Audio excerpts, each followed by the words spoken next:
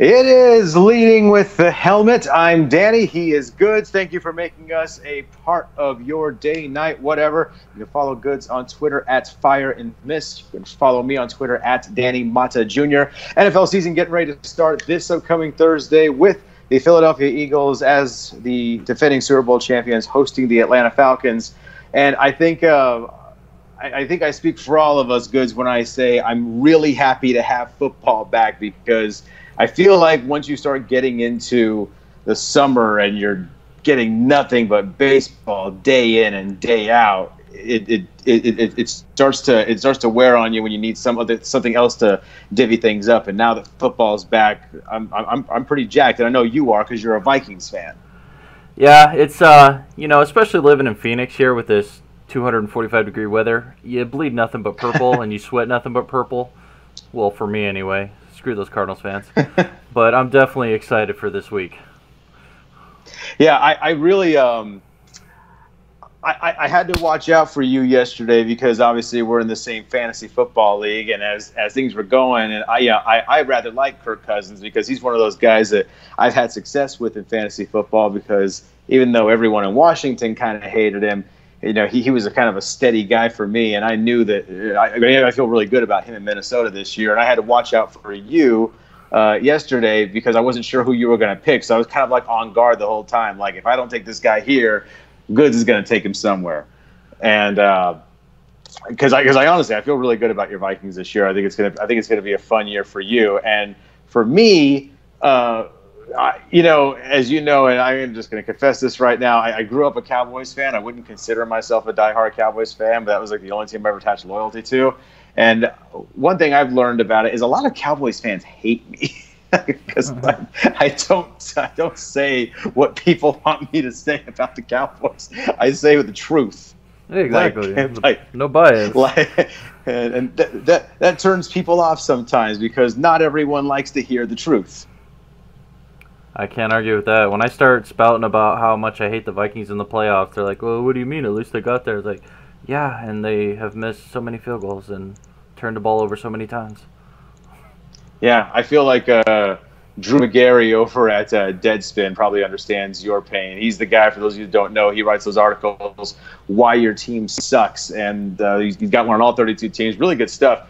And he's a Vikings fan too. I think he knows your pain. And I have to ask you this because just for our listeners to know how big of a Vikings fan you are, if I say the name Blair Walsh, or what goes through your head?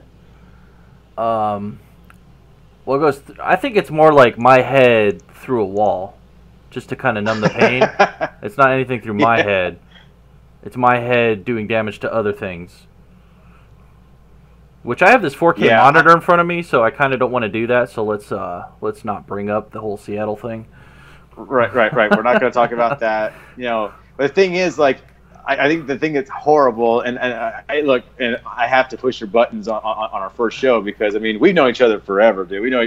For our listeners out there, Goods and I have known each other since back in high school. So I've had a lot of opportunities in my life to tick him off, and he's had the same opportunity for me. So because I don't have to stop at Blair Walsh, I could say Gary Anderson too, right? Well, at least I was young enough not to be, diehard football yet, but still, yeah. What was he, 41 for 41 or something in that season? And he's like, oh, what was it, 29 yards or some stupid-ass field goal, and hey, I'm going to miss that. Yeah, that's been rough. And yet, in spite of all that, because of things like the bobbled snap and things like, the Des Bryant catch or no catch, and then, I haven't had a whole lot of success watching, the playoffs myself either. And but I'm one of those guys that tells Cowboys fans to shut up about the Super Bowls they won 2 decades ago, because that's not even yesterday's news. There's like ancient history at this point. And right now, for all that hype that team built up when they were 13-3 a couple years ago, I don't see any way that they're getting even close to that this upcoming year. So I'm probably not nearly as excited as the season from a Cowboys fan perspective as I am from just an NFL fan and member of the media, perspective. There's a lot of intriguing storylines this year that I'm looking forward to. And, and we'll start with some of the things that are off the top. Like, for example, Le'Veon Bell. For those of you, that have been watching any sort of football in the last couple of years, you know all about Le'Veon Bell. This guy is an absolute monster. And a lot of people took him in the first round or first overall pick of fantasy drafts yesterday or the last week. And today he did not show up to Pittsburgh Steelers practice as many thought he would. It's what he did last year when he held out and missed all training camp. Goods, your estimation, is this a big deal or is this not a big deal? You think he'll be there Wednesday? That's really hard to say. What I do know is their first game is against the Browns. So, I mean, they can get by on just passing for at least 1 week, but the schedule will intensify as the season goes on. So it will become a big deal. Yeah, and the thing is, like, I think the AFC North is going to be a little bit better than people think it is because, I mean, first of all, there's not going to be an 0-16 team in there. I don't think the Browns are. I think what the Browns did in the offseason, getting Tyrod Taylor, a veteran presence, to kind of groom Baker Mayfield, and then Jarvis Landry, and the Josh Gordon coming back, and some of those guys that they got, worked out, but it already kind of feels like expectations have to be tempered if you're even the most, even if you're a Browns fan that's like thinking, we're not going to go win 16 this year. Maybe we can eke out 6 or 7 wins. Well, then Michael Kendricks goes to jail, that's completely wrong. Michael Kendricks is in trouble for insider trading. And he got cut by the Browns. That's the most random. I've never heard of an NFL player committing insider trading. That's the weirdest. It's the weirdest thing ever. I heard that. I thought, what? Well, it's as good as Martha Stewart, I was thinking like that. I was like, so Martha Stewart and Michael Kendricks. I did not think those two would ever have anything in common. They have something in common. That's insane. Maybe the thing they have in common is Snoop Dogg. So who knows? Yeah. Oh, yeah. There you go. Yeah, there's Snoop Dogg in there. But yeah, I mean, this is it's definitely an interesting week for storylines. The Bills today announcing that Nate Peterman or Peterson, I don't even know this guy's name. Like, I really don't even care because he's the guy that threw 5 picks in a half last year. He didn't throw 5 picks in just a game. He threw 5 picks in a half. Only because they benched him. He might have gone 10. You never know. Yeah, it was unreal. They inexplicably benched Tyrod Taylor for reasons we have no idea why. A guy who doesn't turn the ball over, and replaced him with a guy who threw 5 picks in one half. Now they're going to turn around and they have Josh Allen, a quarterback that they moved up in the draft to take, and he's going to be on the bench. And Peterman is going to be your starting quarterback in Buffalo. And I don't understand that thing at all. Because if you're the Bills, you already know what Nate Peterman is. You already know this guy. And if you thought highly of him at all, you would not have moved up in the draft to take Josh Allen. And regardless of how you feel about Josh Allen's draft prospects, like whether you think the guy is going to be great or he's going to be terrible, Nate Peterman's not the answer. And in drafting him, that this guy is your solution. So what did Nate Peterman do during that 5 interception game last year, or during the playoffs where he couldn't even move the football? Like, what did he do last year to inspire confidence in the Bills to think that it's worth us going through this show of them trying to convince us that they actually have faith in Nate Peterman? I'll tell you what the coaching staff's thinking. Get it. Let me tell you what they're thinking, all right? The coaching staff. They're thinking, all right, we're going to put that guy out there, and then our rookie is going to see exactly what he should not do, and then he will be ready. That is what's going through their heads. That's pretty much as good as it can get, as good as you're hoping for, because it really makes no sense. It's kind of like last year being in Houston, right? The Texans move up and draft Deshaun Watson, and then they start Tom Savage, a guy who had never even thrown a touchdown pass in his NFL career, a guy who had 1 start to his name and a bunch of injury history. And the Texans came out, and Bill O'Brien said, Tom Savage is our starter. There is no quarterback competition. He's a starter. And I thought to myself, what has Tom Savage ever done to earn the unconditional starter label, like other than be here? And the Texans wasted a half against Jacksonville, realizing that there was no way that Tom Savage should be the starting quarterback, let alone probably even be on an NFL roster. Well, the Texans ever made a good QB choice? Like, honestly, as far as starting them. I mean, they finally did with Watson, pretty ever in history? Right. It's pretty much Watson. Like, Watson's pretty much the only good quarterback decision they've ever made. Shaw, Osweiler. I mean, it's like, come on. They've had a troubled history at QB. Yeah, there haven't been very many good ones. You can always, if people ever want to know why teams are average or bad for long periods of time, you never need to go a whole lot further than, well, how good has our quarterback been? And the Texans haven't had a great deal of success at the quarterback position in the history of their franchise, and therefore they haven't had a whole lot of success in their history as a franchise total. I think Deshaun Watson's the kind of guy who changes that, though. Yeah, that's why I drafted him. Yeah, so I feel really good about this. So it's gonna be an interesting season. So this is our first show, and again, for those of you that want to kind of get an idea of what we're going to be doing, this is going to be a different show. We're going to go to football. We'll talk about some movies, talk about games. I mean, any of you who have already subscribed to Goods' channel on YouTube have an idea of what he's about, and when it comes to football, we'll talk a lot of football on here, fantasy stuff, and at some point we'll create a Twitter handle where you guys can give us, submit questions to us, and we'll talk about them or topics you want us to talk about. And this will be straight football. This is your escape. If you want to talk about football only, we'll come in here and do stuff like that. The only time we'll veer off topic is to talk about movies and music and goofy stuff. We'll kind of do that, and we'll get an idea of what we're doing. But right now, we are going to talk about some football with the upcoming season, our predictions. As I said, you're a Vikings fan. I want to kind of go through this whole, every team on our list, and talk about, where we see them, who we think is going to win what division, and just kind of see how our predictions hold up at the end of the year. So if you're game goods, I'm ready to start. Let's rock. All right, so let's start in the AFC. We'll start in the AFC West. A lot of people are really excited about the Chargers and Phillip Rivers and the rest of that San Diego / LA no one cares roster. If people are excited about that team, but the talk of the division recently has been the Raiders and Khalil Mack. And can you make any sense out of what the hell that was about? I'm assuming Khalil Mack did something dirty to Gruden, and Gruden had to get rid of him. That's what I'm assuming. Because they even gave away a second pick. They've never. Because that's the thing is everyone's talking about Gruden says they never met, and I'm thinking, well, what?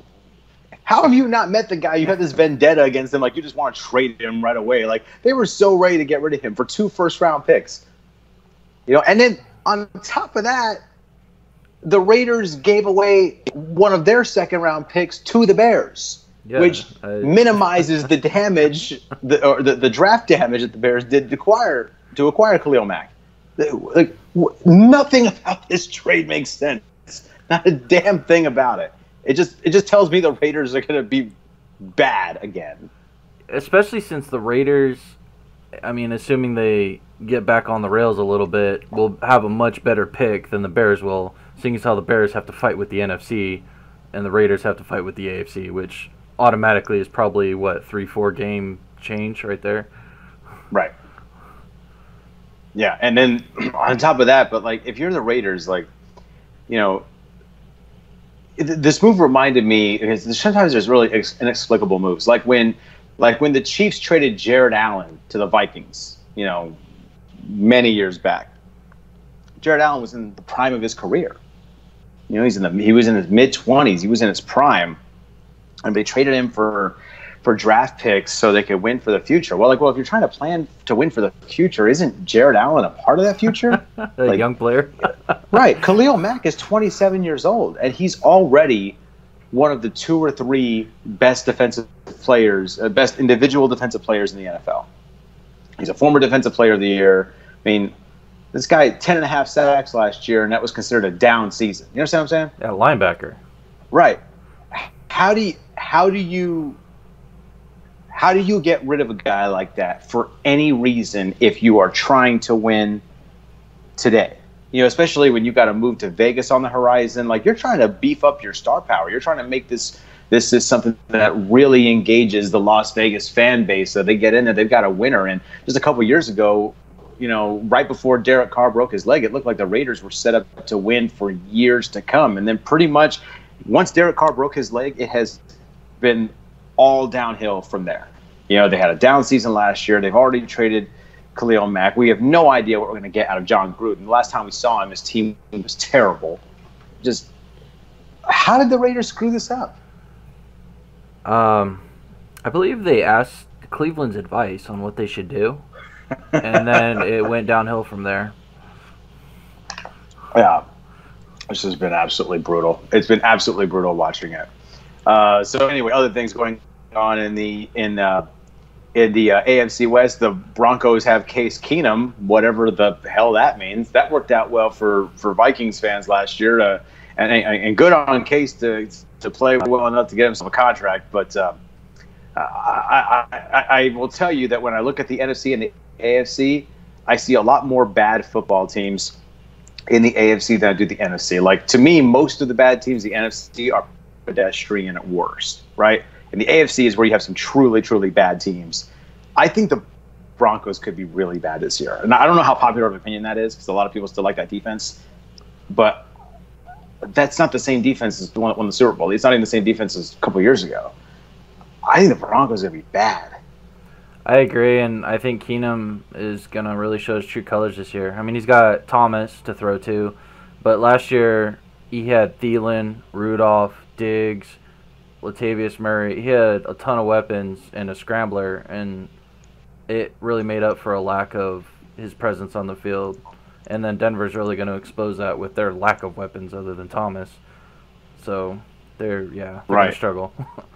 I would expect the Raiders can still score points. I would expect the Chiefs to be able to score points, and I certainly expect the Chargers to. I don't know how the Broncos keep up with them. I don't think that. I don't know how good that.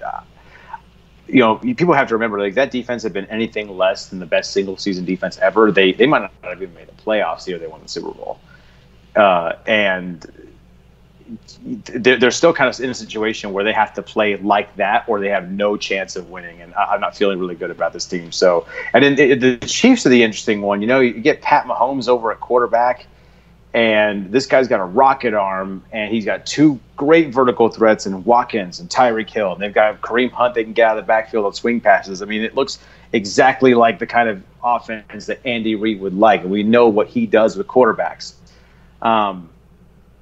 I think the Chiefs are going to be pretty good. It's really just the unknown element of just how fast Patrick Mahomes is going to turn into the quarterback that Andy Reid wants. But I still feel pretty good about this Chiefs roster that I don't really think any of us are talking about. Yeah, they got a lot of weapons, especially Kareem Hunt. I mean, that really helps a young quarterback when he could just lay it off to a guy who can scramble for 15 yards. I mean, and that'll help him get into the game a lot better. The only real threat is the Chargers. They seem to have turned a corner pretty good. So, I mean, the season will tell us if Mahomes is ready for the challenge. The Chargers really remind me of the way they finished last year. It was very similar to, I thought, a few years back, the Cardinals. I think it was 2013. Got on this ridiculous run late in the year. They finished 10-6. They barely missed the playoffs. That was the year the Seahawks won the Super Bowl. And the Cardinals were maybe the hottest team in football going into the playoffs, but they missed the playoffs. And then a couple years later, they were in the NFC Championship. The Chargers made a run at the end of last year that even though they missed the playoffs, it makes me feel like they can carry that momentum into this season and probably win that division. So I think we're looking at Chargers, Chiefs. I'm going to say Raiders and then Broncos. How are you feeling? Yeah, fair. Okay. So we'll go to let's go to the AFC North, and I want to hear who you like in the AFC North, because I have a feeling we might be in disagreement on this one. All right, who you got first? Okay, all right, you let me go first. Okay, fine. All right, so I'm going to take the Bengals. And a lot of people love the Steelers, and I get it. I really do. But the Bengals upgraded the offensive line. They have elite weapons on the perimeter. John Ross looks like, I mean, he's primed for a breakout his second year. They're better defensively. They hired a new defensive coordinator, which should really shore some things up. I think the Steelers are in flux. I think they're older. I'm not so sure how long they're going to be there. I think the Ravens are going to Joe Flacco themselves out of playoff contention early, or at least Joe Flacco themselves into enough of a hole that it could ultimately cost them a playoff spot. And then I don't think anything about the Browns.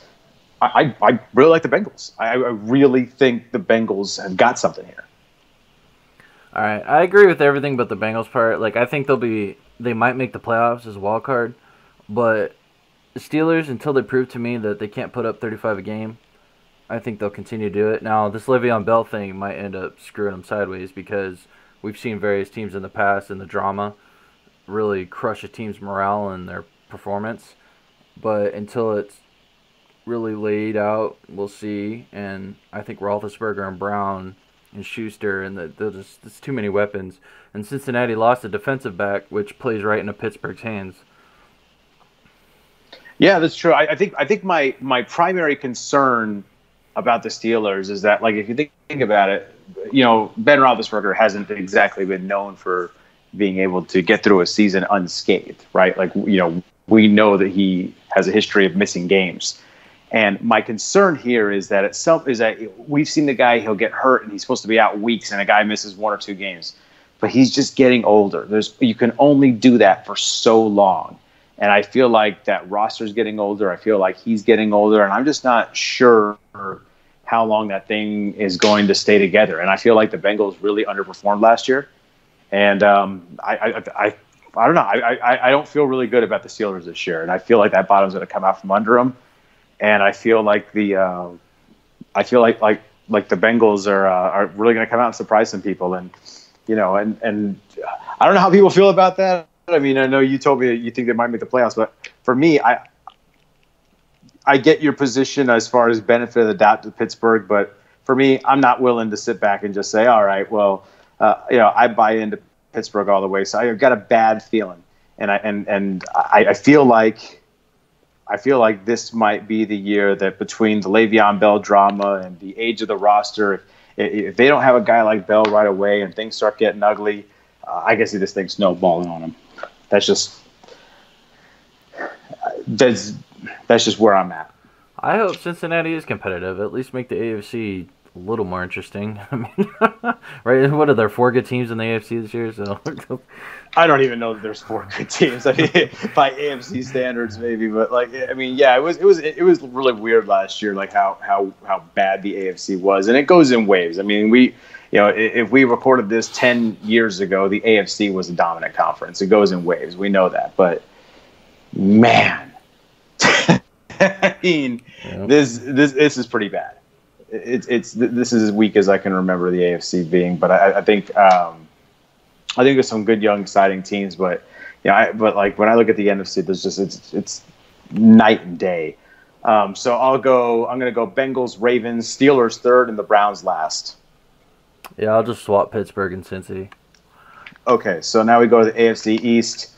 So pretty much the question is, do you believe Tom Brady takes that one bad hit that sends him spiraling into retirement this year?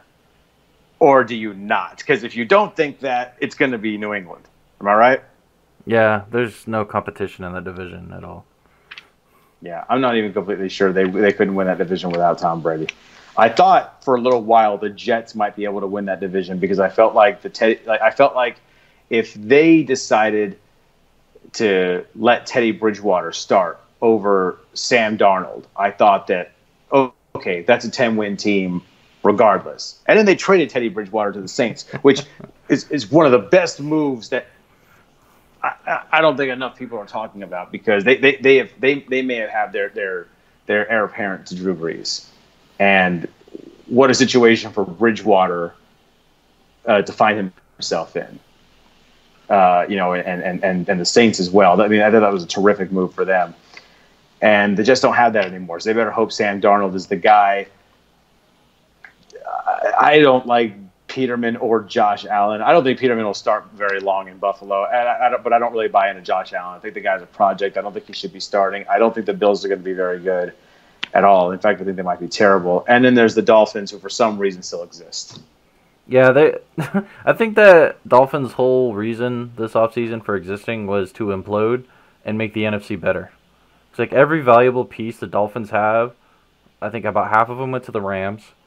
What are the teams improved? The receivers? Jarvis Landry ended up going to the Browns. All they do is make everyone else better. Where is your organization at? When Jarvis Landry leaves your team and is more excited about being with the Browns. Yeah.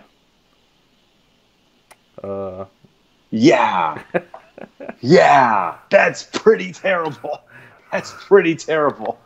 I think about that. I'm like, wow, he'd rather be in Cleveland than Miami. So, all right. Well, I'm done talking about the AFC East past this point, and I think you'll agree with me on this. Or really, I kind of want your opinion. How bad was New England's defense last year that Tom Brady can throw for over 500 yards, 3 touchdowns in the Super Bowl, no interceptions? They don't punt the football, and they lost because their defense let a backup quarterback hang 41 on them. Well, I mean, we've always known Foles was a great receiver, and he deserved that touchdown. Oh, that was unreal. The one thing I learned from that Super Bowl, Nick Foles is a better receiver than Tom Brady is. Yeah. He definitely runs Brady's faster. the better everything else. That New England defense was absolute trash last year. It was unreal. And if they don't get any better, then I think we're looking at a repeat of the best. It's a really good Patriots team with no way to stop anyone they're playing defense against. So I'll go, I guess, for the AFC East, I'll go New England, I guess the Jets, and then the Bills and the Dolphins. Take your pick, third and fourth. It doesn't matter. They don't matter. I'm just going to go Patriots. Yeah, let's go with that. Okay, all right. I don't care about the rest. All right. AFC South, storylines there. Mike Vrabel had the worst defense in the NFL last year in terms of points allowed. That got him a job as a head coach for the Titans. Yep. That was the guy. Well, he knows Bill Belichick. Yeah, lots of people know Bill Belichick. Aaron Hernandez knew Bill Belichick. I'm just all right. I'm just saying, like that. Apparently, just knowing a guy is enough. I have no idea why they thought Mike Vrabel would be a good head coach there. I think that was a stupid hire. Then you've got the Texans, who had basically their entire roster on IR last year, and now they're all back. And I don't know how many teams in the NFL have a quarterback like Deshaun Watson, who's that dynamic, and a defense that's that good. Last time they were healthy, they were the best defense in the league. Then you got the Jaguars. Say what? And added Matthew. Right, exactly. Right, exactly. So you add Tyrann Mathieu, that's one of the better safeties in football. And then you got Jacksonville, who took New England, right to the end. I mean, they were right there with a chance to sneak into the Super Bowl last year. They've got maybe the best defense in football.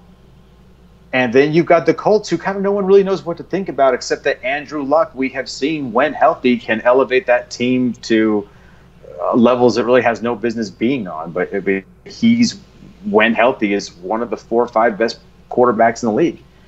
So the AFC South is really intriguing. It's definitely not the swamp it was just a couple years ago. How are you feeling about this division? There's so many variables. There's one variable, exactly one, and that's injured reserve. And if Houston avoids it entirely, I think they win all of the AFC, not just their division. And then I think the Colts will get into the playoffs, and no one cares about the other two. But yeah, it all depends on Luck and Watson and Watt, and see if those guys can stay healthy. Every time I look at that matchup, I think like I don't trust Blake Bortles that much in Jacksonville, but I know that. I mean, they got through. I mean, again, they were right there on the doorstep of the Super Bowl with Blake Bortles last year because you have a defense like that, a running game like that, it makes up for quite a bit. But I agree with you about the Texans, and I agree with you about them being able to win the AFC. When I look at this roster, and I mean, because really they're no longer dependent on JJ Watt the way they were a couple years ago. I think they could even, I mean, I think they could afford to lose him and they would have been fine. But Whitney Merciless going down screwed them last year. And now you get him back. You added Tyrann Mathieu, as you pointed out. You know, that's one of the best defenses in football. And what we saw from Deshaun Watson, the numbers he put up, he was putting up numbers comparable to Kurt Warner and Peyton Manning. I mean, that's how crazy he was during that stretch when he was on the season last year, when he was healthy. I honestly think that's one of those games I'm going to be watching very closely on opening day, you know, not just because I cover the Texans, but also because, you know, that's a big one for me. If the Texans go into New England on opening day and beat the Patriots, I really think we're going to have to start taking notice. I really think that the Texans could win 13, 14 games if they all stay healthy this year. Yeah, that's a big if. Yeah, I agree with you. But I'm still going to give the Jaguars the benefit of the doubt. I think a head-to-head matchup, you've got a Texans offensive line that's questionable against the Jaguars defensive front seven, which next to Minnesota might be the best in football. So I think Jacksonville's in there. I still think Jacksonville's a wild card team.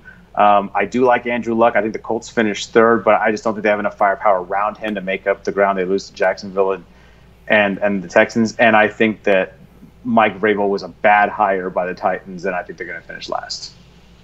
Yeah, it's Jags. It's so tough. That's even another IR situation is Fournette. He missed a lot of time last year. Right, but he was there when it counted. You know what I mean? You're right. Yeah, he missed a couple games, but it's a guy that he was there when it counted at the end of the year, and he's had injury. He's been banged up going back into college. You know, he's a violent runner, and going back to his time at LSU, he had problems. He had problems staying on the field all the time. So it's definitely a point of concern for Jacksonville.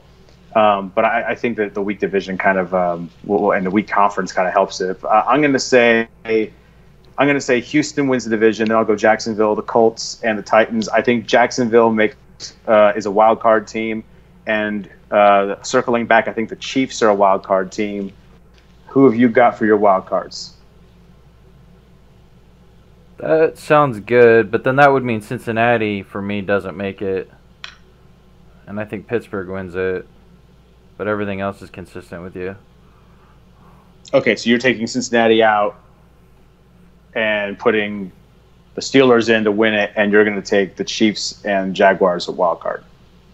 Yeah. Yeah, I'm out on the I'm out on the Steelers. We'll see. So we'll log that one for later on. And I think the Texans are going to win the AFC. I'm going to go out on a limb right now and have a bunch of our listeners tell me I'm an idiot right away. I'm going to take the Texans to the Super Bowl. I'm taking it. And for those of you that want me to be, that think I'm an idiot, just remember this, man. Do you really want me to sit here and say the Patriots are going to go to the Super Bowl and act like I'm being original on that? And I'm not taking the Texans because I'm just trying to be original. I'm taking the Texans because I really believe that if they're healthy, they can beat the Patriots. That's why I think that. Well, they didn't last year. They didn't last year because they took the ball out of Deshaun Watson's hands, and they shouldn't have. I don't think they have that problem this year. And I have a hard time believing that any team can go through the injuries the Texans went through last year 2 years in a row. I have a hard time believing it. And who do you like coming out of the AFC? That's really difficult. I mean, the Jags' defense is scary. Defense gets you through the playoffs, especially with a good running game, even with Bortles. I mean, Houston, if they stay healthy, is scary as hell on both sides of the ball. Patriots, though, they just, as much as I hate it, they always win. It's annoying. They always make it. But there's no way anyone outside those three teams. It's got to be one of them. There's just the injury variable for Houston. Can Brady do it again with Belichick? and then Will Bortles not screw up enough for the Jags, the rest of their team being completely unbeatable. So they all got one glaring weakness and a lot of good stuff going for them.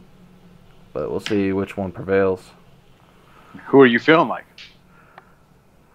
You got to give me something, man. Who you feeling like? Who you think? I've always loved defense, so I'm going to go Jags.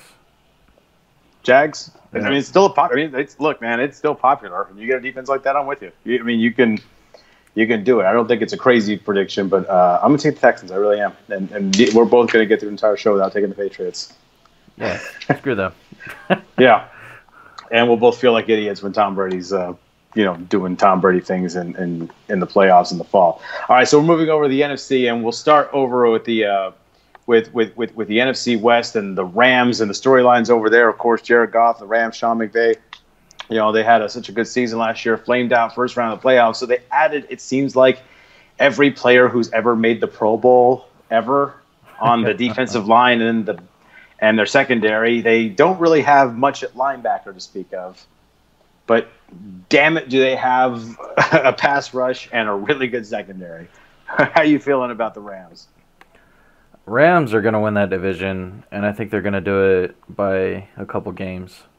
I mean, the 49ers are a tough team, but I don't think they got what it takes to do the Rams in. And then the Seahawks have fallen off such a steep cliff. They're like 65 years old on average.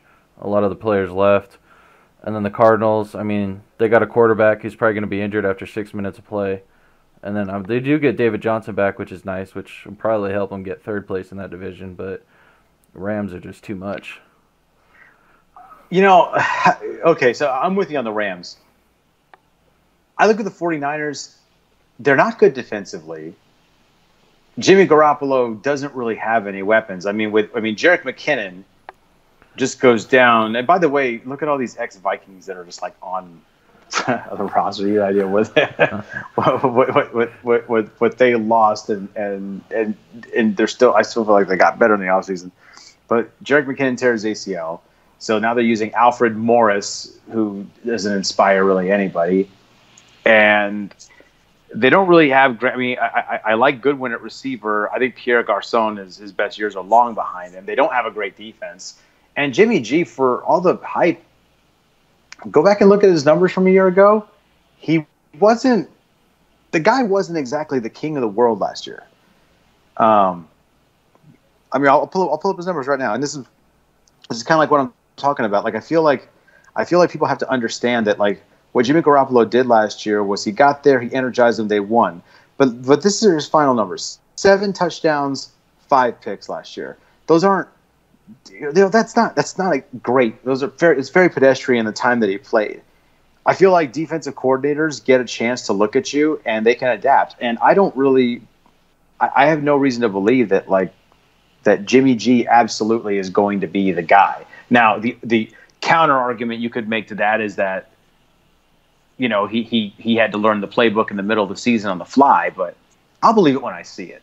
I trust Russell Wilson more than I trust Jimmy Garoppolo. And I think the rest of their rosters are pretty comparable. So I think Seattle's the second best team in that division right now. I think Arizona's better than Seattle for sure.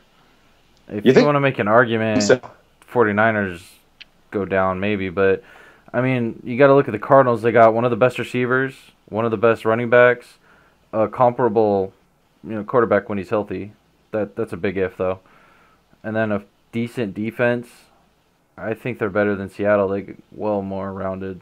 I mean, they don't have Russell Wilson, but yeah, but even Seattle though, you still got. I mean, you got one of the better linebacking cores in all of football. So your defense shouldn't be a whole lot worse than average at worst.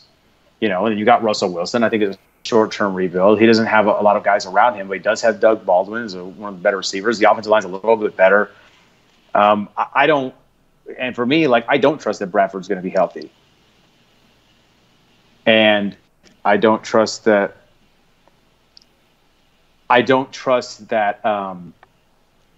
That Rosen's going to be ready right off the bat either. So for me, I'm just kind of in I'll believe it when I see it mode. I'm going to give the Seahawks and Russell Wilson the benefit of the doubt. And I don't think that team's any worse than second, but I agree with you that the Rams win the division. I'll put the 49ers at third, and I think the Cardinals finish fourth. But I will say this about the Cardinals is while the NFC West isn't what it used to be, I don't think the Cardinals are terrible at number 4.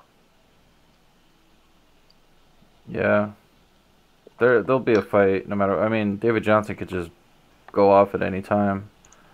Yeah, well, I hope he does, man. I drafted him in one of my fantasy leagues. I need that guy to go off. Guy like dislocated his wrist. He screwed so many fantasy teams the moment he got hurt, and it reminded me of 10 years ago when after Tom Brady had that crazy season for the Patriots with Randy Moss and Wes Welker and 16-0, and everyone took Tom Brady first, and he played like one quarter and ripped his ACL. Yeah, I was one of them. Yeah, that's right. You were one of those guys. Yeah, I cried a few tears that night, I tell you. I was thinking about this, like who's the biggest draft bust you've ever had that wasn't due to injury? Can you remember? That wasn't due to injury? Because for me, it's Adrian Peterson getting himself suspended for beating his kid. That one hurt because I had like the 3rd pick that year and I drafted him, and that killed me. Well, his kid got injured. Does that count? Say what? His kid got injured.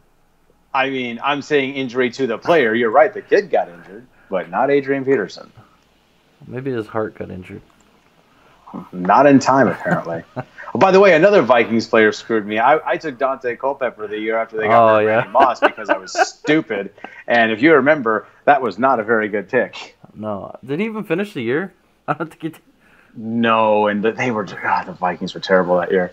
I still can't believe I took Dante Culpepper the year they got rid of Randy Moss. That's easily the dumbest thing I've ever done, fantasy wise. It was a dumb mistake, and I still hate myself for that one. I actually also got screwed by Rodgers last year. He got injured for the year too. Yeah, Aaron Rodgers, man, that's a guy. We're talking about him in a bit, man. In fact, we'll talk about him right now. We'll go to the NFC North, and you're Minnesota Vikings, and then we've got, of course, Aaron Rodgers turning to Green Bay. You're looking at one of the better divisions in all of football, and then it got even better when the Bears added Khalil Mack to pair with Roquan Smith, who I think is going to be the Defensive Rookie of the Year, and a promising young roster in Chicago, and then the Lions. Last year, were a borderline playoff team. That's a good division up there in the NFC North. So really, I think most people think it's going to come down to Vikings, Packers. You tell me, Vikings fan, how you see this thing working out. Man, hopefully it's a little something like last year, where they just go in for a nice hard tackle, and they don't have to worry about Rodgers anymore, because that was way easier. Because, man, Rodgers is too good at football. It's not fair. Because the funny thing is, like, you look at their roster, and Green Bay got better, like from like their entire roster standpoint.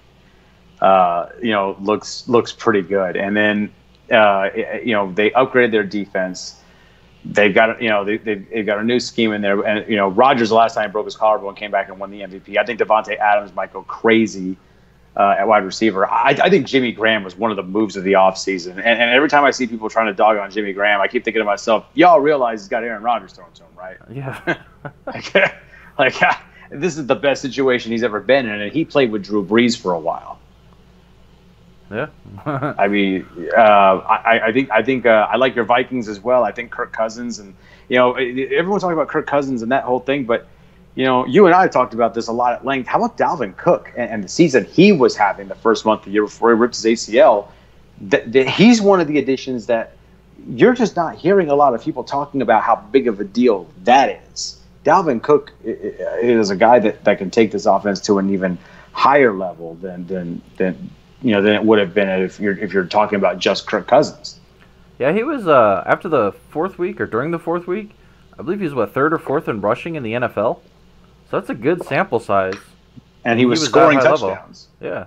And receiving running back. Mm-hmm. He can do it all. Block. Yeah. And then blew out his knee, and these days that you get a bionic knee after you rip it. So I feel like Dalvin Cook's gonna be great.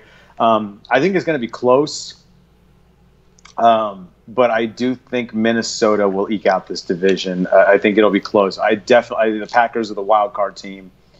I think Aaron Rodgers might be the MVP of the league this year. I think the Lions made a really big mistake in letting Jim Caldwell go and then hiring Matt Patricia. I think that was not. I mean, that to me was a Tennessee Titans-esque kind of mistake as far as who they decide to replace their head coach with. I think the Lions are going to free fall this year, and I think the Bears will finish third, but they're on the way up for sure. Yeah, it's hard to put that much trust in Trubisky. I don't know if they'll take third. I mean, it's not going to matter. Neither of those teams are making the playoffs, but I mean, they're definitely up and coming a lot more than the Lions. But this year, I don't know that they overcome the Lions. Yeah, I have a feeling about the Lions. I don't feel good about them at all. And I'm willing to move the Bears ahead of them. I really am. I'm willing to. I think that, again, dude, they've got Khalil. I mean, we know how important linebackers are in defense. They've got Khalil Mack and Roquan Smith in the same defense. And I feel really good about a unit like that. But I agree with you about Trubisky. But I'll tell you one thing. Trubisky, he definitely showed me some signs last year that I thought I could play. Because I didn't think for a second that – I didn't buy into him for a second when he was drafted. He showed some signs last year. I'm still not a huge fan of Mr. Trubisky, but he definitely showed some signs last year to give me pause. But who are you taking? You taking Minnesota or Green Bay? I'm doing Minnesota because I need to. But I think either way though, I think both those teams make the playoffs. Green Bay and Minnesota will make the playoffs. Who wins the division? It just depends who gets home field. But I think the Vikings defense is much better than the Packers defense, even with the additions they've made. And then the offense can make up enough ground to where they'll win more games. When I compare the two defenses, it's very obvious that Minnesota has a better defense than Green Bay. I don't think anyone's going to dispute that. But what I also remember though is that Minnesota's defense has to be better than Green Bay's. It's not even an option because Minnesota is the one that has to defend Aaron Rodgers. Green Bay is not. And that, and when I think of it that way, it kind of balances out the equation. They're both playoff teams. You can make a legitimate argument that this year the two best teams in the NFC might be playing in the same division in the NFC North. So you can make that argument. But someone's got to win it. I'm going to take Minnesota. So we'll go to the East where the Philadelphia Eagles won their first Super Bowl ever, and afterwards a fan ate horse crap because that's how you celebrate a win. And then Carson Wentz's knee is still not completely attached to his body yet, so Nick Foles is going to keep playing. Last I checked, that was a good thing for them. The Cowboys have Jerry Jones. That's about it. No perimeter weapons to speak of. They get Ezekiel Elliott back, but now their offensive line is in flux. And then the Washington Redacteds have Alex Smith and something else. And the Giants... Every time I think the Giants are going to be terrible, and I still believe they're not going to be very good, but every time I think the Giants are going to be terrible, I remember that they're getting two players drafted in the first round of every fantasy football draft. And I don't know if that means anything, but I feel like it means something. Not if there's not someone to throw it to them. Yeah, that's really the big thing. Like, does Eli have anything left? Because I was in the way. How did you feel about him getting benched last year? Were you one of the guys that thought that was shocking? No, I honestly did not care. It wasn't nearly as bad as Taylor getting benched. Right, because the Bills were in contention. I was not one of those guys that had a whole lot of sympathy for Eli Manning. And I say that because I think the Giants were 2-9 at the time he got benched, and I thought, since when was there outrage over? Since when has there ever been this much outrage over a quarterback who was 2-9 getting benched? I don't know. He's a Manning royalty, I guess. Yeah, for me, the Eagles won the Super Bowl and got better. Yeah, they added more defense. Mm-hmm. Their ideally going to get their MVP quarterback back at some point. Right. And That's what I'm saying. Like, they 180. won the Super Bowl with a backup quarterback. Now they've got and people forget Carson Wentz was probably going to win the MVP of the league up until the point he got hurt. So the defending champions got better. That's a good reason to like them. I think they win the East. I'll take the Cowboys to finish second. I think the Giants finish third. And I think the Washington Redacteds will finish down there in last place because Alex Smith has – I like how everyone talks about how Alex Smith hasn't missed the playoffs in X number of years, and they forget the fact that he's also never been a world beater. And he's on a Washington team with what's left of Adrian Peterson, and then he's got Jamison Crowder, who every year I'm told is the second coming and the next big thing, and he never is. Yeah. Yeah. And they have Dan Snyder. That I can't argue with any of that. We're actually in full agreement. All right, so then we move down to the NFC South, which might be the best division in all of football. Take away the Buccaneers, who might still be halfway competent once they get Winston back. Don't even get me started on that guy. That guy shouldn't even be in the league, really, for all his troubles. But you've got the Saints in there who look primed to make a run for a long time. You got the Falcons who were 2 years removed from the Super Bowl and almost beat the Eagles last year on a down season, and then you've got the Panthers who got better as well. This is one of those divisions where the third place team could get the second wild card spot and make a run at the Super Bowl, or the third place team could miss the playoffs altogether, and a legitimate Super Bowl contender doesn't even get a chance to compete. This is a strong division. How do you feel about it? I agree completely. The only thing going to keep out three teams in that division is the fact that one of the teams from the North can't get the win. And I definitely think Packers and Vikings are going. So for me, it's going to be, I think Saints and Falcons are going to be the two to go. I think Saints are going to win that division because, man, those young and upcoming kids are just insane. Defense, the running back, they got it working right now. Yeah, I feel really good about that. And then you mentioned Atlanta, and then you've got Matt Ryan, who's one of those every other year quarterbacks. Well, 2 years ago he was the MVP. Now we're in that other year, so he tends to go up, down, up, down, up, down. Well, if we just follow his career path, down last year means up this year, and the Falcons' defense has greatly improved since that Super Bowl year. Yeah, I agree with you. I think Atlanta is also a playoff team. I think Carolina finishes third, and again, Carolina might win 10 games this season. I kind of expect them to, and they could miss the playoffs. I think Carolina definitely wins 10 games and misses the playoffs. Hell, they might win 11 and miss the playoffs. Yeah, the NFC is just unreal. So division winners. Especially consider this, the North. Think about the division they get in the AFC. Other than the Patriots, think about all those free wins. And the North gets that. Right, because they get the Jets and the Bills and Miami, yeah. So, I mean, that's going to help a lot with the wild card, whoever doesn't win the North. That's a good point, because the AFC East might be the worst division in football once you take the Patriots out of it. No, it is. Yeah, probably is. And it's been that way for a long while. Yeah, that's a good point. I definitely I think when you look at the NFC, it's just unbelievable how loaded the NFC is. And again, most of the bad teams in the NFC are pedestrian.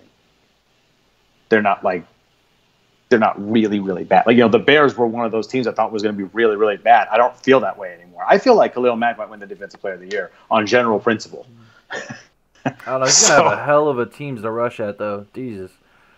Yep. He's going to have a lot of chances to pick up some numbers, too. It's going to be crazy. But, you mentioned the schedule and getting the East, like the North does, whereas the NFC South gets matched up with the North. So you get like the Bengals, the Ravens, and the Steelers, and the Browns. Like, maybe take out the Browns, and those aren't easy wins anyway you look at it for those other teams. So it's going to be tough.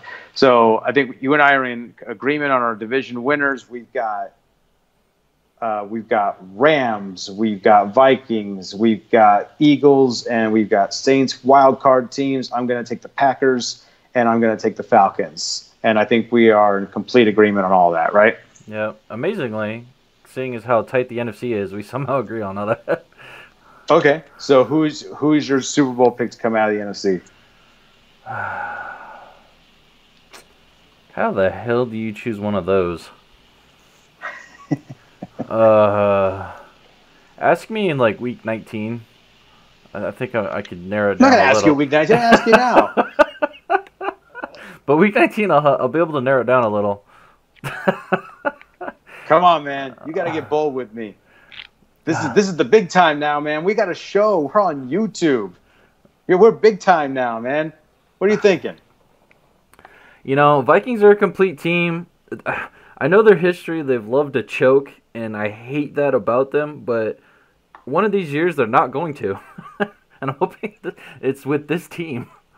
And no injuries, of course. That would help. Rodgers has a history of never choking until he breaks his collarbone. So yeah, real choke that is. I will tell you, I think your Vikings win the division, but I also think the Packers' defense at the end of the year is going to be better than it is at the beginning, and I think the Packers are going to go to the Super Bowl. I have a really good feeling about the Packers this year. I think that they upgraded that roster enough to where I feel like they can get some pressure on the quarterback, and I do believe that they can generate enough pressure that they can get through a duel. I think Aaron Rodgers will take care of the rest. I think the Packers are going to the Super Bowl. So I'm going to take the Packers and the Texans, and I'll take the Packers to win the whole thing. That's my pick. Well, we're relatively close, other than not being close at all. So that's good. But first, we will start with week number 1, and then we're gonna I'll get to a quick funny story before we head out of here, heading into week 1. But so we'll do game picks right now. Falcons, Eagles, Super Bowl rematch. No Carson Wentz for the Eagles on Thursday night. How you feeling? I actually have the Falcons over the Eagles, 23-17. Oh, you even got a score in there. You know what? I didn't. The last time we saw Nick Foles, we saw that he could succeed. Obviously won the Super Bowl, but backup quarterback on your home field early. Yeah, I feel like this is a prime chance for a good Atlanta team to go in there and beat the Eagles. They do have, I think, enough of defense to slow them down. I will also take the Falcons. So that's a Thursday night game. So we'll go into Sunday. The Bills at the Ravens. Ravens are going to really spank them good. 27-13. 27-13. We got to start looking at the spreads a little bit. I think the Ravens hammer them. Jags, Giants. Jags will beat the Giants because Giants just aren't ready for that level. And the Jags are really going to show what a defense is. And Barkley is going to have quite the rude awakening into the NFL. I was going to say that the Giants invested a lot into that offensive line. They think they've improved it, and we're going to find out because they're facing maybe the best front seven in football and a terrific secondary. I agree. I think Jacksonville wins that game. The Buccaneers with Ryan Fitzpatrick at the helm against Drew Brees and the Saints. All right, this is where I'm going to throw you a curveball. I'm going to go Bucs over Saints.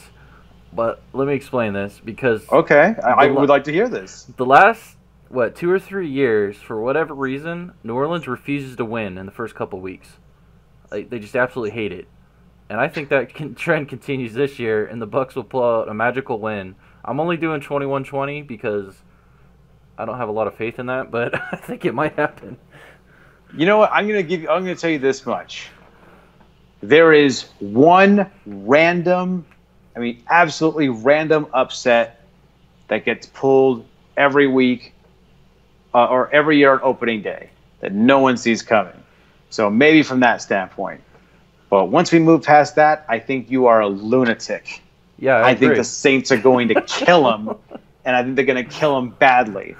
So let's talk to a game that I think will be great, and I would have loved to have seen this on this as a Sunday night game. But the Texans at the Patriots. I have the Texans beating the Patriots, but it will be the same style of games last year. I have it 40-32, massive points.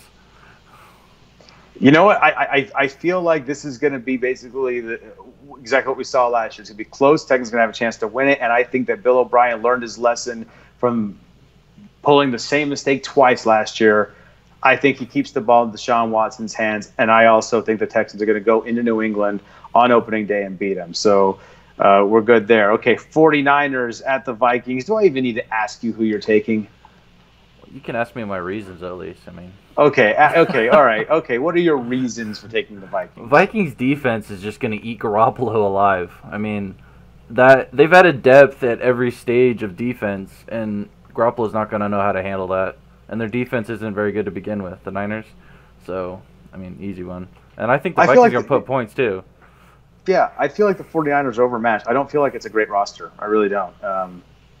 That's why I said I'll believe when I see it. I think the Vikings will smoke them. Titans at Dolphins. I don't know how many. I don't know if that's the most uninteresting game on the schedule. But I'll tell you one thing: it's not one I'm eager to watch. I'm not gonna watch it either. I mean, I got the Titans over the Dolphins because the jerseys are blue, I guess. So yeah, I don't think very highly of the Titans, as you know, but. The Dolphins. Yeah. Yeah. All right. We talked too much about them, so yeah, I'll take the Titans. Bengals at Colts. The return of Andrew Luck. I honestly think the Bengals will beat the Colts. I don't think Luck will quite be in flow yet with his team, and I think the Bengals will take advantage of that. My heart tells me this is going to be one of those magical things where Andrew Luck comes out and just shows what the Colts have been missing. And honestly, it's not that outlandish. When you have a quarterback like that, you know, he can do some damage. But the guy hasn't played in 2 years. He's going to come up against a pretty good Bengals defense that has a good front seven, and he's got a weak offensive line. Now, granted, the Colts finally did address the offensive line, which they should have done years ago. But they don't have much of a running game to speak of. I feel like the Bengals corners can take care of the Colts receivers. I agree with you. I'll take the Bengals. Steelers at Browns. Yeah, come on. Okay. Okay, fine. You know what? You took the Bucks over the Saints. You took the Bucks. Fine. I'm taking the Browns. Look, I actually did have a note. Is the Steelers do tend to be lazy against bad teams, and I think this game might end up being closer than it should be, but I think the Steelers will still pull it out. This game was too close. It was pretty close last year, and it was a little too close for comfort for Steelers fans at the start of last year. And I think the Browns have got a lot of weapons. They got Tyrod Taylor. The Steelers don't have Le'Veon Bell. There's a lot of drama going on in there, and I feel like just the atmosphere, the crowd's getting pumped up, and if there's one random opening day upset every year, I think this could be the one. The Browns end their 17-game losing streak, where they lost 31 out of 32. Yeah, you know what? Fine, I'll be the guy. I'm taking the Browns. You took the Bucks. I'm taking the Browns. I'll take the Browns to upset the Steelers on opening day. How you like that? Sure. All right. Okay. Now we're getting into a list of some pretty decent games in here, and this is a really good one that should get a lot of attention. The Chiefs at the Chargers on opening day. I got the Chargers over the Chiefs, but only a single point spread because I mean this honestly is a toss-up. It's gonna depend on entirely on QBs. If Rivers doesn't throw 3 picks, I mean Chargers stand a great chance. But if Mahomes proves he's better than Rivers, then they can win. So, and Hunt is just scary as hell. That guy could do a lot to the game. But I think either way it's going to be tight. I think the Chargers have a really good defense. That they're at home, which I consider more of a disadvantage of the Chargers because they play in a tiny stadium and no one in LA cares about them. So it'll be flooded with Chiefs fans. The Chargers were way better on the road last year and they weren't home. But I also think about Pat Mahomes, and I'm really going like in a matchup between a young quarterback on the road against a good defense. A young quarterback making, I think, his second career start ever. That guy's going to go on the road against a really good defense and beat him. Yeah. It's hard for me to buy that, so I'll take the Chargers. Seahawks at Broncos. In spite of all the trash I just talked about the Seahawks, I still think they beat the Broncos. Because Wilson will will them to a victory over Keenum any day of the week, and Von Miller just will not be enough to stop it. For those of you who look for fantasy football advice or streaming advice, if maybe you drafted someone and it wasn't you don't feel great about your defense, I will tell you, if you're looking for a single week streamer, I think the Seahawks against the Broncos is a good streamer. That's a good one. I think you're putting Case Keenum and a suspect offensive line up against the Seahawks. Again, I don't think very highly of the Broncos. I think the Seahawks are a good pick for if you're looking for a defense for just this week. I would take Seattle because I think they're going to smoke them. The game being in Denver helps the Broncos, but I don't think it saves them. Cowboys at the Panthers are another good one. I actually have the Cowboys over the Panthers. I think they can pull this one out. I mean, I know they're America's team, mostly America's drama team. They really love their drama business, but they got a lot of weapons. I mean, and I think they can pull it out over the Panthers. I like the Panthers' defense a little too much. The Cowboys don't have any perimeter weapons. Travis Frederick, who might be the best player on their offensive line, their center, is out. Carolina's at home. I like the Panthers. Redskins at the Cardinals. Oh, wait, did I say? I shouldn't have said that. There we go. The Washington Redacteds. And I honestly, I just think it's so funny because like they're going to lose this. Like they're gonna change their name. I just think about like how history has played out in the history of the world. They're probably gonna end up changing their name. I just think it's going to happen. And really, more than anything else, I just love the fact that Dan Snyder, that something bad happens to that guy, because next to Jerry Jones, he's the biggest slime ball in the NFL, and I love just watching that guy squirm. So, you like him, huh? Yeah, I don't care for the guy at all. How you feeling about that matchup? Well, I have the Cardinals beating them. I think Bradford will at least last for a couple quarters and get him a lead with David Johnson and Fitzgerald. And then the Redskins just won't have enough to come back. I think the two teams are basically the same, and one team has David Johnson and one doesn't. Yeah, I agree. I like the Cardinals. Sunday Night Football, a game that got way more interesting. Initially, I was shocked that NBC went with Bears and Packers on opening night, but now that the Bears are Khalil Mack, it's definitely more intriguing of a matchup. How you feeling? I think the Packers are going to crush the Bears. Like double-digit win easy. Mack is great, but Rodgers is Rodgers, and he's going to make Jimmy Graham look like the next Gronk, and they're going to just obliterate him. You know, the key to beating a team like Green Bay, get pressure on them. I think the Bears will make them uncomfortable. I think the game will be close, but I think the Packers win. So I'm with you on that. We have Monday Night Football doubleheader because those are always so wonderful at the start of the year. Yeah. And per normal, they put the better of the two games as the second game on the list. So we have to sit through Jets and Lions as the first game of the doubleheader because when I think football, I think Jets and Lions. That's what I'm thrilled about. How are you feeling about that? Lions over Jets. And I just don't need comments. Okay, I agree. Let's move on. Rams at Raiders.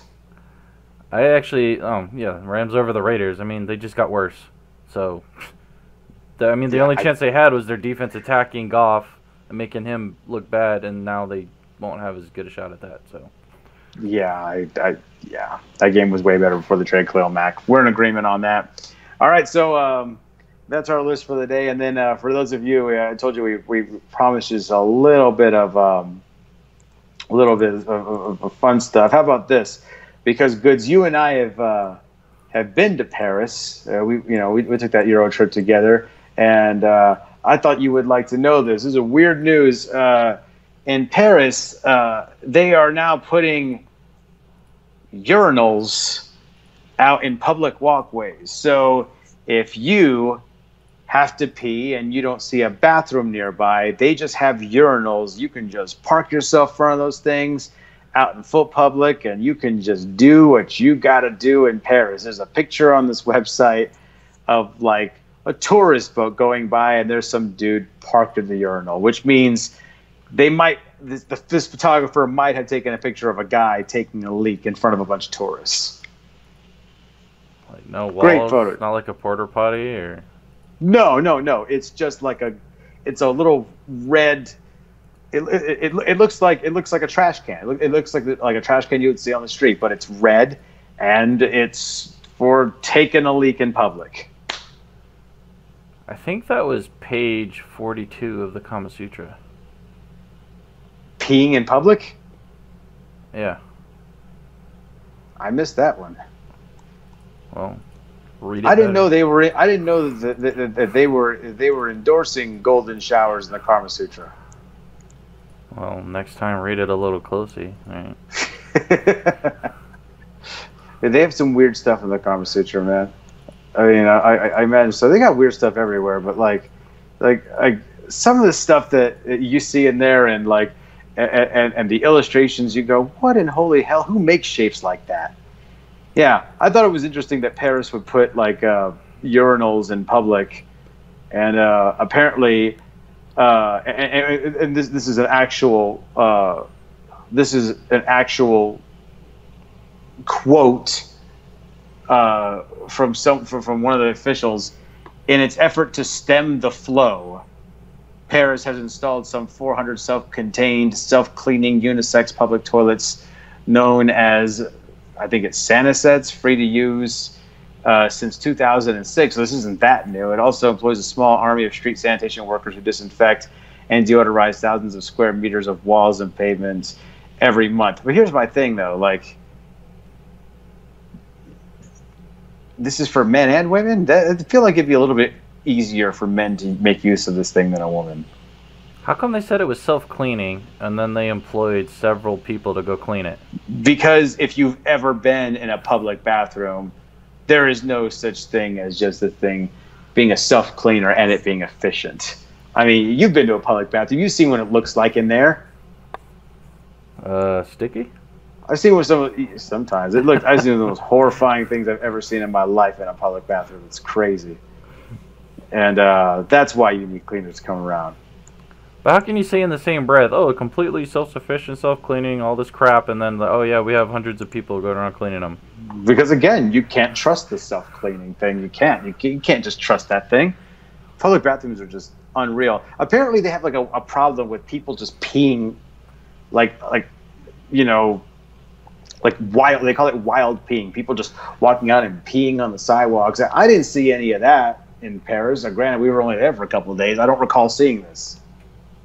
No, don't remember that. Here's what I remember about Paris. We walked up the Eiffel Tower, which was awesome because we walked up the Eiffel Tower.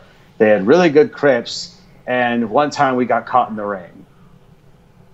Everything else. With our sandwich. Yeah, exactly. Over a sandwich. Yeah, we got caught in the rain for blocks on end over a sandwich. That's all I remember about Paris. I don't remember people just peeing everywhere where they wanted. And I certainly don't remember seeing these things that apparently have been in use since 2006. But yeah, public urinals out in the open. That apparently is how they roll in Paris. Well, there you go. Well, sterile drinking, right? Yeah, sterile drinking. And if you want something more than that, to leave our wonderful listeners with for the drive home, how about this one? Toronto is opening up a brothel with artificial people, dolls, if you will. You follow? Are those self-cleaning as well? That's a good question. I hope so, because I would hate to be the second guy in line. But like, what I think about this is like the first time I read this story, and the first thing I started thinking of was this is like that Blade Runner sequel, except it's like coming into fruition, and they're not giant holograms. Yeah. So apparently brothels for this. I just wonder why not just buy your own doll? Wouldn't that be easier? Those things are like 5Gs. Yeah, apparently, these are like these. These are the silicone dolls that people can use. Customers will be charged somewhere between $60 and $742. That's a wide ass range. What the hell? Yeah. I that's one thing I wonder is I'm like, so what do you get for the 60? And what do you get? Like, is there a menu that you can pick up in Toronto? This is just crazy to me. Yeah, that's a weird story. I feel like the doll is gonna lay there regardless, so I don't know what the range is for. Like maybe where you put your load. Maybe it's a matter of just time that you're in there with them. I feel like a doll's got all day. Like, and I feel $60. What the hell? $60. What happened to the internet, man? People just go on the internet. Yeah, a little baby oil. Think about this though, like, just imagine one of your friends telling you, "Oh yeah, dude, I dropped $742 on a brothel with silicone dolls." I would go to a CVS or a Walgreens and get like a $3 bottle of baby oil and give it to them as a present. Be like, "Here, try this." And I'm pretty sure they would be just as happy. Ladies and gentlemen, if you all have been following Goods, I don't have to apologize for him. This is exactly what you're getting out of the show. This is why we're here. This is why we're here. Goods. I mean, like that's way cheaper. It's definitely cheaper than $740. It's cheaper than $60. That is the weirdest thing. That's definitely the weirdest thing I've heard today. A sex doll brothel in Toronto. Why Toronto? Keep emphasizing that. I know, yeah. It could be anywhere. I don't think it matters. No, it really does matter. It really does matter because I feel like if you're going to be the pioneer of something like that, we need to know who you are over and over and over. It's Toronto. We have to know that. I feel like there's just certain things you can't leave out. We have to make sure that we continue to emphasize that it's them. They were the pioneers of brothels for fake people. Well, it's for live people with fake people. Maybe they changed the size of the batteries. Maybe that's what the different prices are. It's like you get some AA's for $60. You get those big ass like car engine batteries, like super vibration and action, for $700. Because I mean that's look, cost man. more. You write the pricing list, dude. Yeah, Toronto, give me a call. I got this for you, man. I'll make a menu for you. You can do advertising. I mean, technically, we just gave them free advertising. Yeah, there we go. So there you go. There you go. We have a world with sex doll brothels. Or maybe the eyes have cameras and they'll record it for you. Yeah. There you go. That's an option. Yeah. Oh, Toronto, I got some ideas. Let's get this on the horn. We can make this happen. Yeah, good choice of words there. Get it on the horn. Yeah. And then, of course, you've got, you got that, and you got people peeing on the sidewalk out in the open. Well, that's a whole different country. So they have a little. Oh man, Goods! I'm telling you, dude, you need to see this, like, legitimately. I don't think I need to see anything like that. No, I'm serious, dude. You click on this photo. I'll have to send you a link, but like, they've got a picture. Like, they drew an illustration of how to use this thing. Look, jizzing on dolls, nor pissing on the sidewalk, or something I need to see. No, look, I'm telling you, this cartoon is wonderful. That's a cartoon. Like this cartoon, this illustration on how to use this thing is wonderful.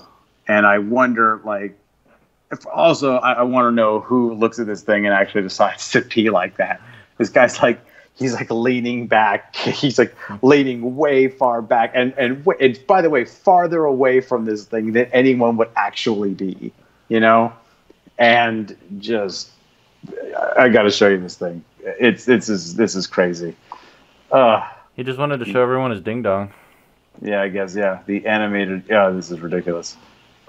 This is the weird world. There we go. Weird world. So yeah, that's what we've got for our first show, guys. And pretty much, again, you got comments for us, think we're insane, think we're stupid, want us to talk about something, just let us know. Biggest thing again that I think that just to recap everything, I think the Bengals are good. I think they're going to win the division. Goods doesn't think they're even going to make the playoffs. We both have the exact same teams coming out of the NFC. Out of the NFC in terms of the playoff picture. He's got the Vikings in the Super Bowl. I've got the Packers, and we both have the Texans, which means that more than likely all those teams will have terrible years and we'll be dead wrong, but we'll find out at the end of the year, won't we? Again, submit any of your questions to us. You can find Goods at fireNmiss. Follow me at Danny Mata Jr. But I'm excited about this, Goods. It's gonna be fun year of football. I definitely think it will. All right. Well, that's our first show, man. So he's Goods. I'm Danny. Folks, we'll see you next week.